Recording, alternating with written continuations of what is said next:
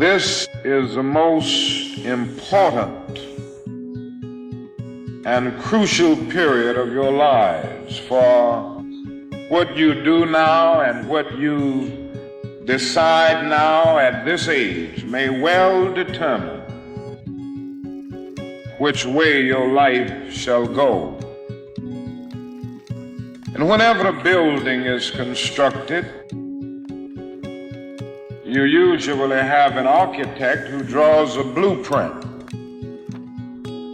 And that blueprint serves as the pattern, as the guide, as the model for those who are to build the building. And a building is not well erected without a good, sound, and solid blueprint. Now, each of you is in the process of building the structure of your lives. And the question is whether you have a proper, a solid, and a sound blueprint. And I want to suggest some of the things that should be in your life's blueprint. Number one in your life's blueprint should be a deep belief in your own dignity, your own worth, and your own somebodyness. Don't allow anybody to make you feel that you are nobody. Always feel that you count. Always feel that you have worth. In your life's blueprint, you must have, as a basic principle, the determination to achieve excellence in your various fields of endeavor. You're going to be deciding as the days and the years unfold what you will do in life, what your life's work will be. And once you discover what it will be, set out to do it and to do it well. And I say to you, my young friends, that doors are opening to each of you. Doors of opportunity are opening to each of you that were not open to your mothers and to your fathers. And the great challenge facing you is to be ready to enter these doors as they open.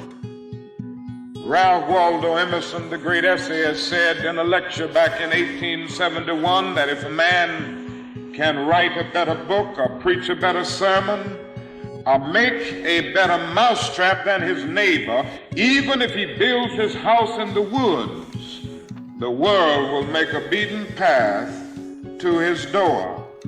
That hadn't always been true, but it will become increasingly true. So I would urge you to study hard, to burn the midnight oil. I would say to you, don't drop out of school, and I understand all of the sociological reasons why we often drop out of school. But I urge you, in spite of your economic plight, in spite of the situation that you are forced to live so often with intolerable conditions, stay in school. And when you discover what you're going to be in life, set out to do it as if God Almighty called you at this particular moment in history to do it. And just don't set out to do a good Negro job, but do a good job that anybody could do. Don't set out to be just a good Negro doctor, a good Negro lawyer, a good Negro school teacher, a good Negro preacher, a good Negro barber, a beautician, a good Negro skilled laborer.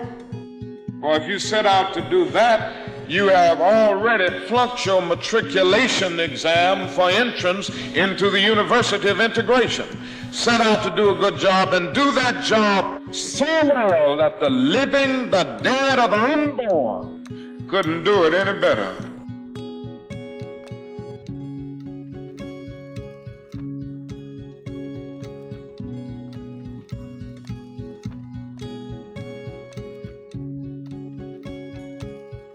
Falls your lot to be a street sweeper. Sweep streets like Michelangelo painted pictures. Sweep streets like Beethoven composed music. Sweep streets like Leontine Price sings before the Metropolitan Opera. Sweep streets like Shakespeare wrote poetry. Sweep streets so well that all the host of heaven and earth will have to pause and say, here lived a great street sweeper who swept his job well.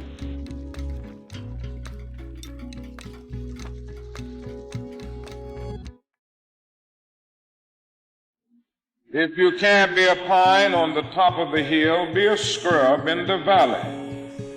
But be the best little scrub on the side of the rill. Be a bush if you can't be a tree. If you can't be a highway, just be a trail. If you can't be the sun, be a star. For it isn't by signs that you win or you fail.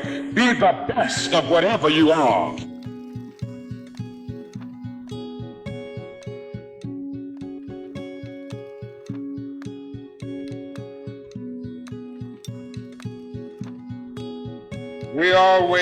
We already have some noble examples of black men and black women who demonstrated to us that human nature cannot be cataloged.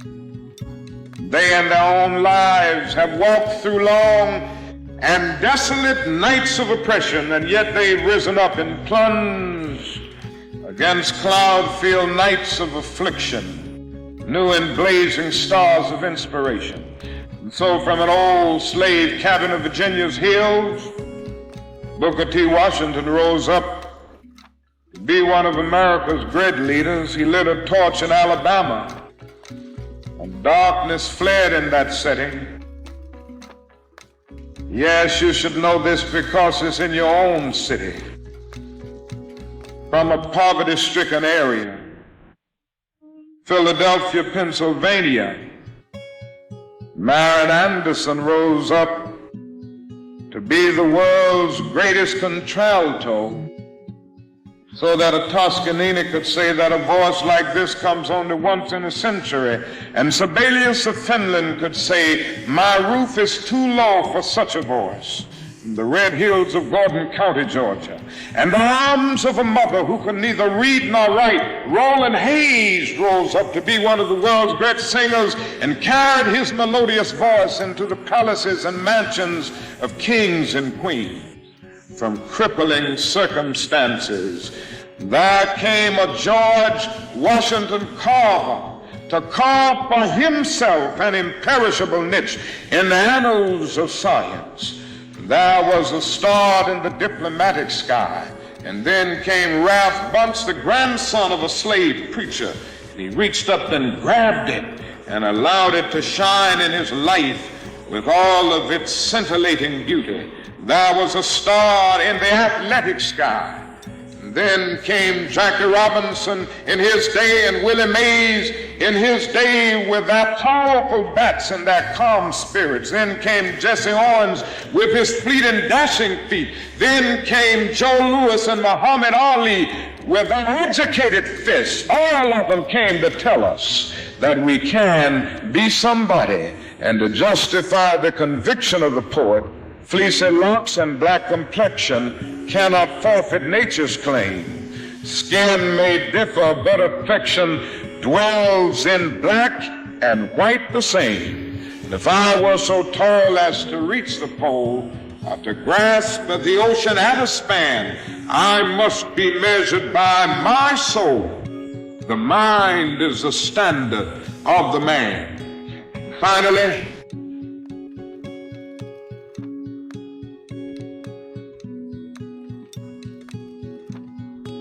finally, in your last blueprint must be a commitment to the eternal principles of beauty, love, and justice.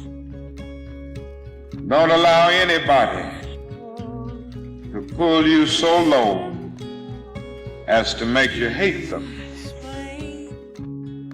Don't allow anybody to cause you to lose your self-respect to the point that you do not struggle for justice. However young you are, you have a responsibility to seek to make your nation a better nation in which to live.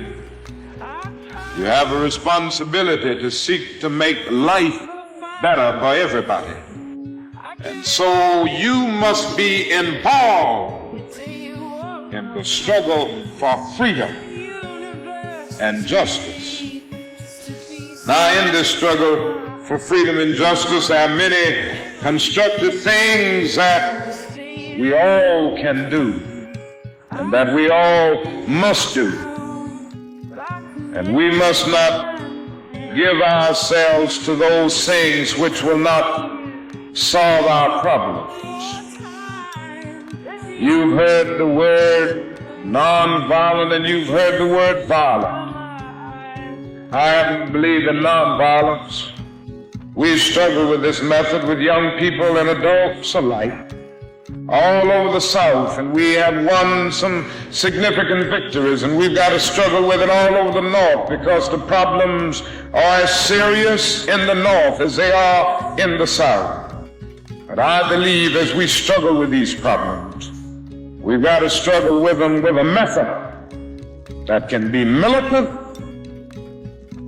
at the same time does not destroy life or property.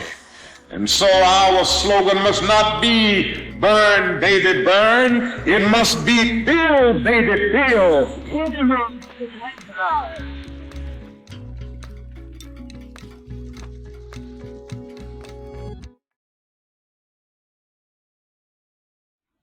Yes, our slogan must be learn, baby, learn, so that we can earn, baby, earn.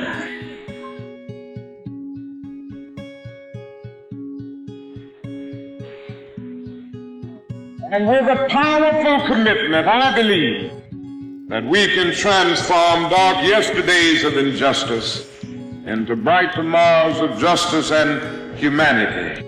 Let us keep going toward the goal of selfhood, toward the realization of the dream of brotherhood, and toward the realization of the dream of understanding goodwill. Let nobody stop us. I close by quoting once more the man that the young lady quoted, that magnificent black bard who has now passed on, Langston Hughes. One day he wrote a poem entitled Mother to Son. The mother didn't always have her grammar right, but she uttered words of great symbolic profundity. Well, son, I'll tell you, life for me ain't been no crystal stad. It's had tack in it. Boards torn up, places with no carpet on the floor, bare. But all the time, I've been a climbing on and reaching landings and turning corners and sometimes going in the dark where there ain't been no light. So, boy, don't you stop now. Don't you sit down on the steps 'cause you find this kind of hard. But I'm still going, boy. I still climb. And life for me ain't been no crystal stair. Well, life for none of us has been a crystal stair. But we must keep moving. We must keep going.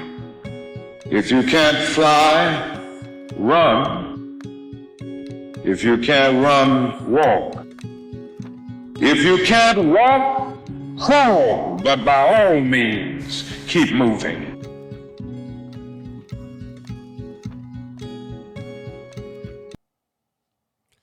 I don't know what you're going through right now. I don't know what you're dealing with. I don't know the impact on what Martin Luther King just said had on you just this moment. But I want to reiterate and bring back to the light that gracious or that greatly poem by Langston Hughes of Mother to Son, because I believe it's so powerful, so current, and so relevant.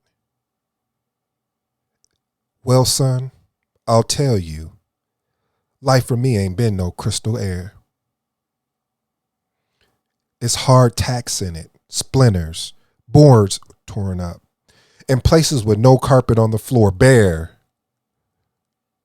But all the time, I've been a climbing and reaching lands and turning corners and sometimes going in the dark where there's been no light. So boy, don't turn back. Don't sit down on the steps because you find this kind of hard. Don't you fall now, for I seen you going, honey. I still a climbing. And life, for me, ain't been no crystal stair. Today's episode is entitled The Blueprint.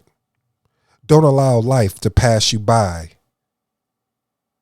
and become phenomenal. Again, the blueprint. Don't allow life to pass you by, but become phenomenal. You like how I remixed that? I want to say before we get started, well, we're already started. Make sure if you're listening on the YouTube channel, share this content. Hit subscribe. Click that thumbs up. Show me some love. Matter of fact, even leave me a comment. Tell me what your thoughts are. If you're listening on the podcast, on your favorite podcast station, please subscribe. Click the 5-star. If they got 10-star, click all of those stars. Now, it's time for me to get to work and unpack this. Let's go.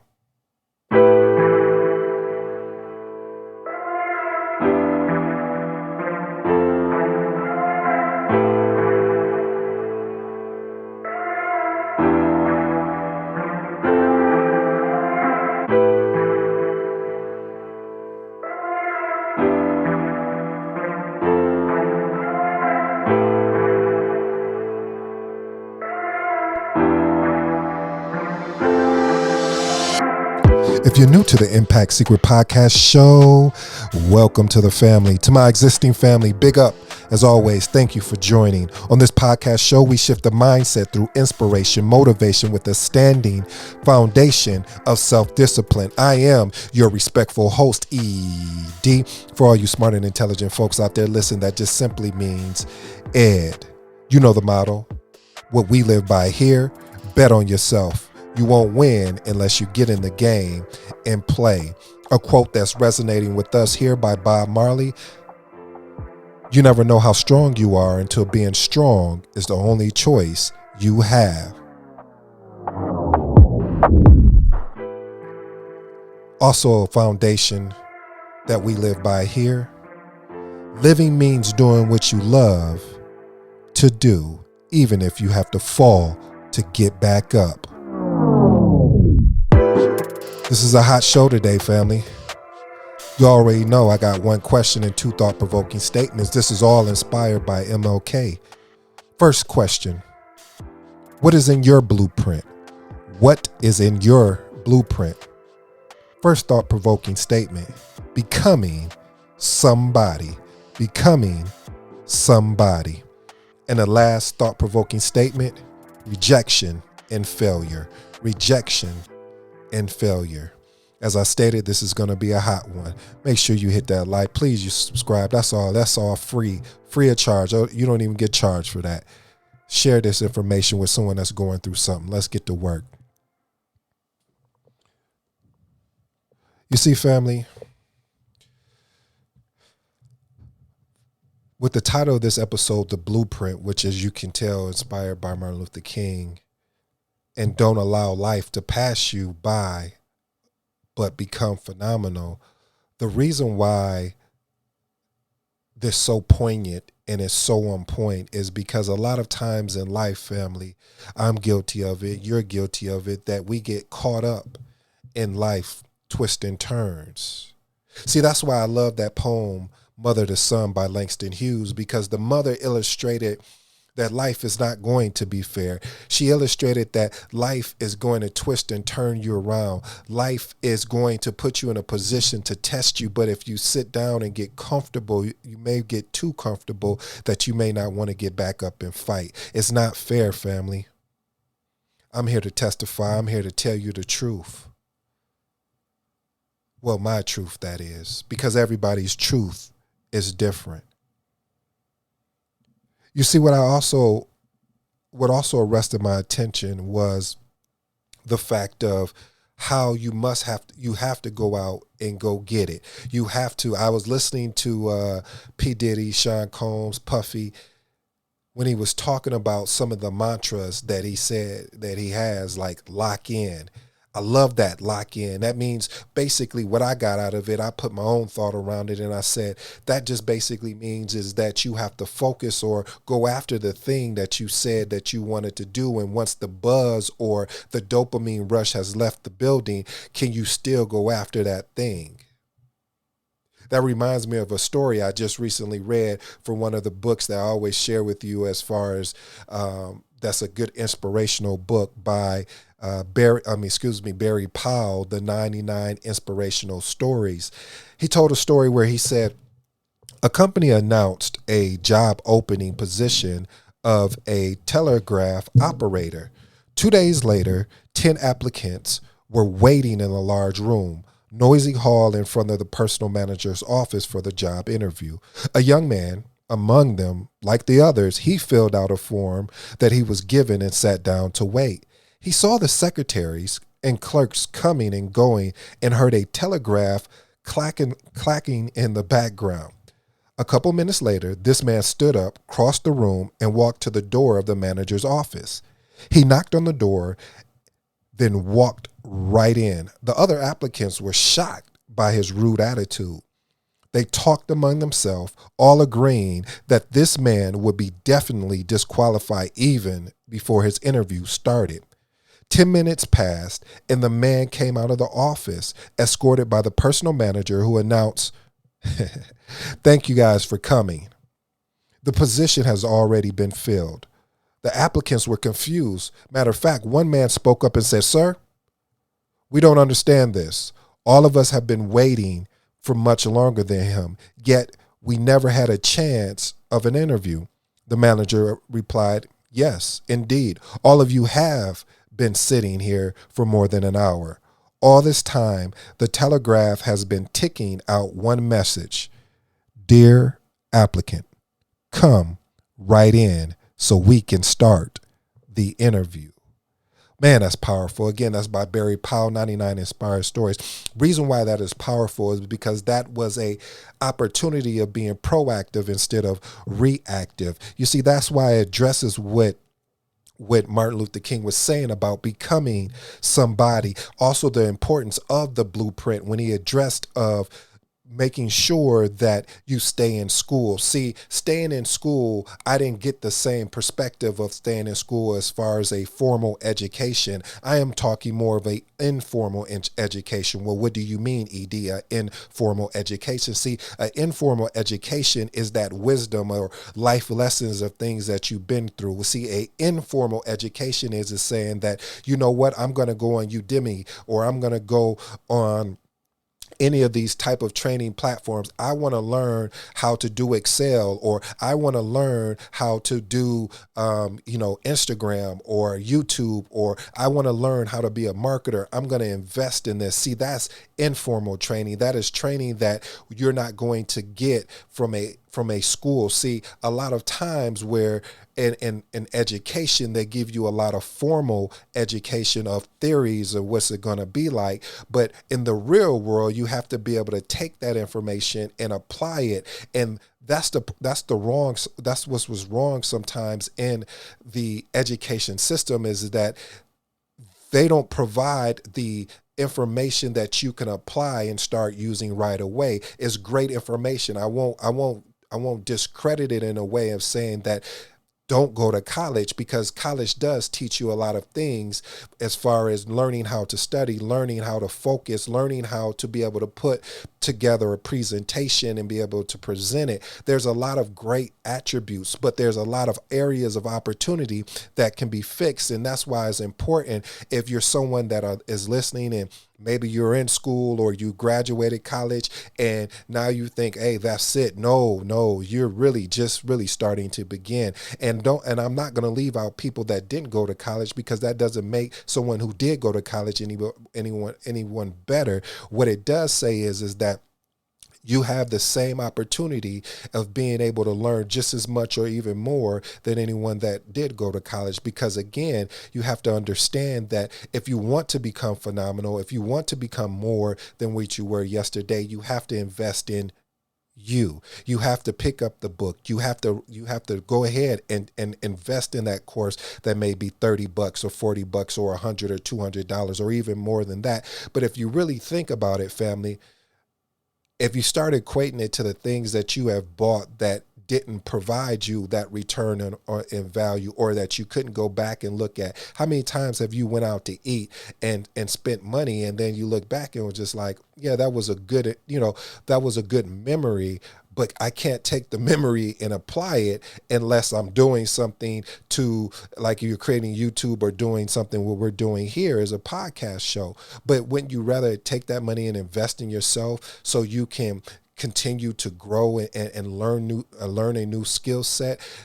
You can't be afraid to learn a new skill set, because you never know when that skill set is going to come in handy. You never know when your number may be called, or where they may say, does anyone know how to do any video editing? And see, they didn't know on your weekends and your days off, or even before you even started your job, that you were doing video editing, but you were just doing it because you were intrigued, you were passionate, and you wanted to learn it.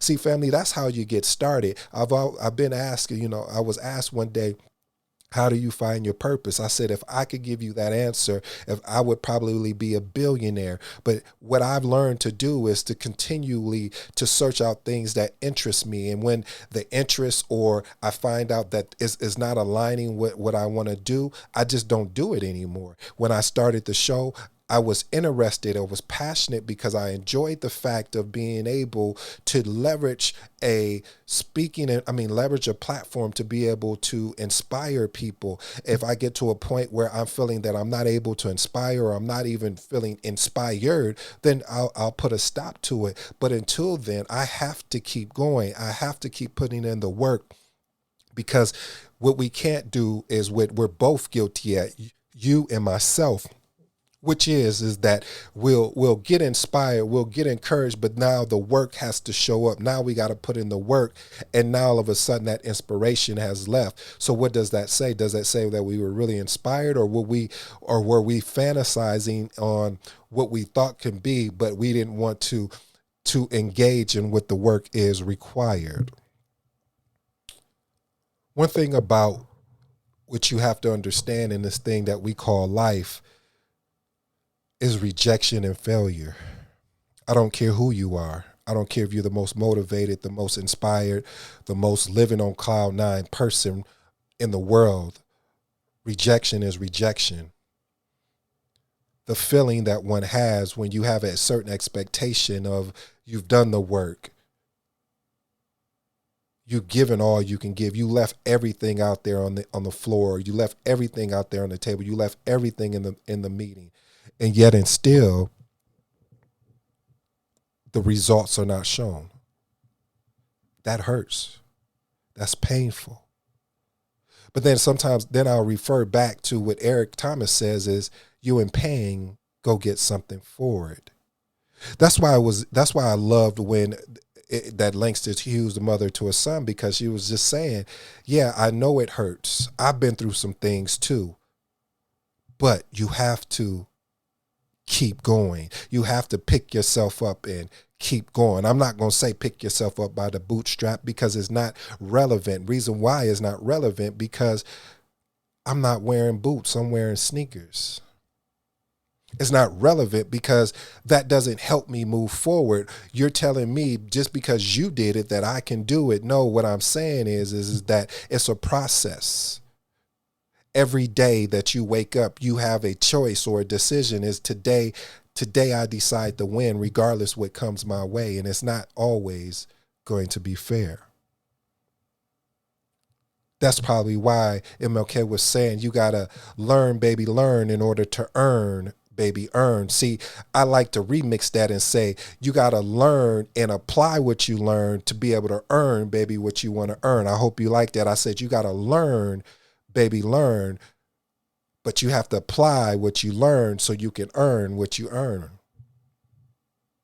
Because if you don't, if you stack up all of this knowledge, and I was so guilty of it that I didn't apply everything. I was more excited about the learning than I was applying. So I said, okay, something has to change. So I had to write out, or I didn't put this massive plan or schedule together, or I wasn't putting it, updating it every day and everything. What I understood is, okay, this is what I need to do.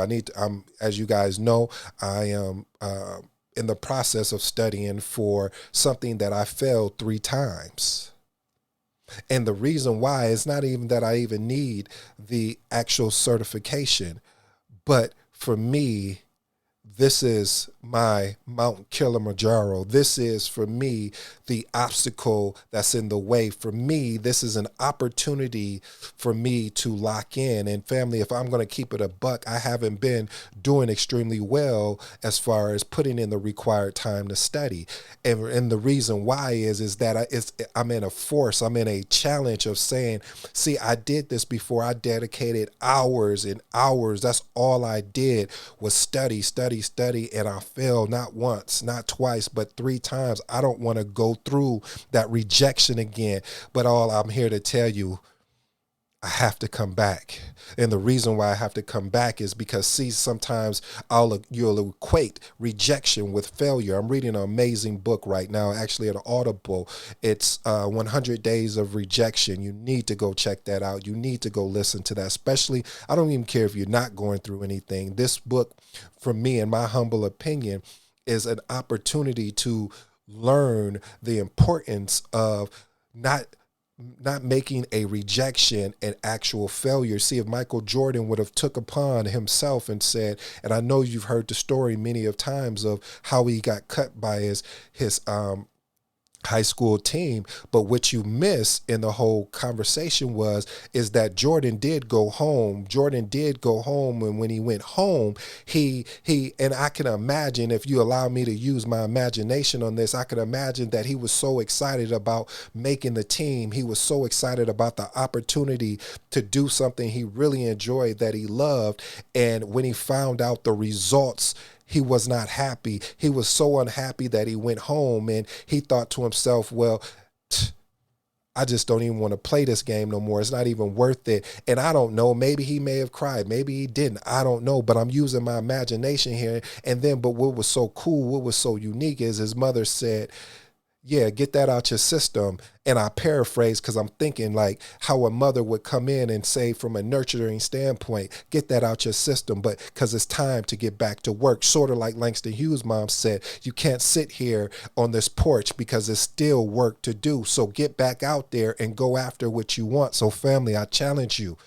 Get back out there and go after what you want. That thing that you set down, the thing that you said you were going to do, but you keep hesitating and procrastinating. I know I'm walking with you. I'm not perfect. I've procrastinated on many things that I said I was going to do. I'm still a work in training, but I'm able to identify that and say, okay, what systems or what things can I put in place to take this one step at a time? And what I've done, and I found out that it was really actually effective, is that I started writing on this big whiteboard that I got in front of me, because I have no choice now but to look at everything that I said I wanted to do. Now I have no choice. If people come over and they look at it and they say, oh, these are the things you're working on this week, where are you at? That now I'm being held accountable for the things I said I want to do. And it's not fun, family, when you put your life out in the open like this and say, yeah, I'm about to knock out these 19 or 21 things within this week. And this is my approach to do it. If I got to double up, if I got to stay up later, if I got to wake up earlier, this has to happen because I put it out there in the universe that all of these things, if I continually to do them consistently, will allow me to get closer, if not be able to walk into my dream and my vision. I'll close with this, family. I know I've kept you too long.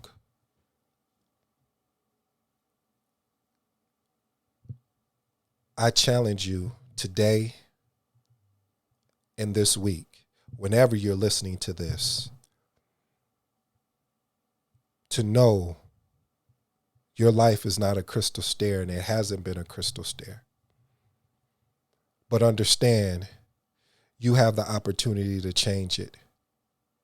But that's up to you if you want to do it. Nobody can force you. Nobody can encourage you to do it unless you're ready to accept the information, unless you're ready to make the actual pivot that is going to be required, the sacrifices that's going to be required to do it. I don't even know you, but I believe in you, family. And the reason why I believe in you, because you wouldn't be listening to this if you didn't believe that you can do it. So go out and challenge yourself today, this week, this month, this year. Don't wait until New Year's to write out New Year's resolutions on things that you said that you were going to do a month ago, 6 months ago, because if we're going to keep it a buck between you and I, we both know that you're going to get excited about it for a week, maybe even a month, and then you're going to stop. So create the habit now, whatever that habit looks like for you. And I like something that I just learned recently. And oh man, I can't even remember the guy's name. And I'm actually going to start doing this. He said, start working on one habit a month, focusing on that particular habit. So for me, as I'm talking to you and I'm looking at my board, my habit is going to be working on my time management when it comes to the things I said I want to do. So family, I'll close with that. I hope you enjoyed today's show. I hope that I had some impact and I inspired somebody that's sitting on the couch, that's sitting on those stairs, and maybe even that is probably sitting in their car listening to this or riding in their car and thinking, should I do it or should I not do it? As my mom used to say, don't put off what you can do today for tomorrow, because tomorrow is never promised. Peace.